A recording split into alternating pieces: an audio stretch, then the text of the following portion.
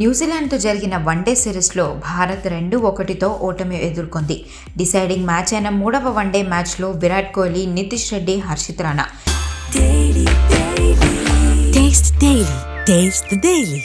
ఈ ముగ్గురు ప్లేయర్స్ తప్ప మిగతా ఎవ్వరూ అంతగా రాణించలేదు.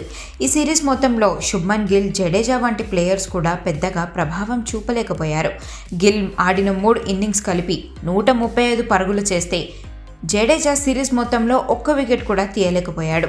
3 ఇన్నింగ్స్లో కలిపి కేవలం 43 పరుగులు మాత్రమే చేశాడు. ఈ నేపథ్యంలో ఈ ఇద్దరు ప్లేయర్స్పై మేనేజ్మెంట్ కీలక నిర్ణయం తీసుకుందట.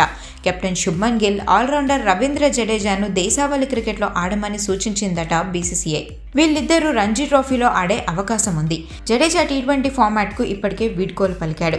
అలాగే గిల్ను న్యూజిలాండ్తో జరిగే టీ20 సిరీస్కు ఎంపిక చేయలేదు. ప్రస్తుతం టీమిండియా న్యూజిలాండ్తో టీ20 సిరీస్ను ఆడనుంది. ఆ వెంటనే 2026 టీ20 ప్రపంచ కప్ కూడా ఉంది.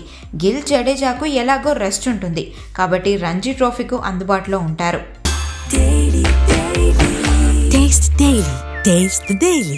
మరి ఈ ఇద్దరు ప్లేయర్స్ దేశవాళీ క్రికెట్లో ఆడి తమని తాము ఎలా ప్రూవ్ చేసుకుంటారో చూడాలి.